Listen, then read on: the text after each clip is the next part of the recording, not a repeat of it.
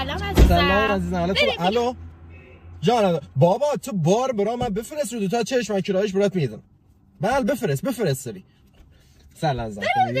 برازیل کجا بریم؟ من خیلی برنامه‌ریزی کردم که بریم شهربازی. الو جانم. آره چیک بنده خدا رو بده. چیکش بده بره. پول کشید، کل پول کشید. ها چیکش بده بره. خداحافظ.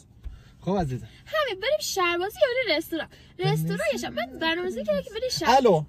بابا احمد من به تو گفتم 5 دقیقه تو وایسا من میام. چی؟ مشتری چی میگه؟ حال باش بگو من تا نیم ساعتی خودم میرسونم. باش. خب عزیزم جان. الان نیم ساعت بیشتر وقت نداری؟ نه حال نمیدونم خدا دید. خب بس بریم یه دوری بزنیم. جانم احمد جانم. چی؟ نمیتونی نیم ساعت وایس. الان میام. من یا چنه؟ الو جانم. الان اومدم. هادی بیا چی؟ همین کار؟ هادی چیکار کنم؟ تو مشتری ایرونه. شمارت نمیدم. الو احمد یه جوری چیزش کن میگه شمارت نمیبینم. اومدن چی پولش نقد اومدن. باش شماره‌ام نمیبینی.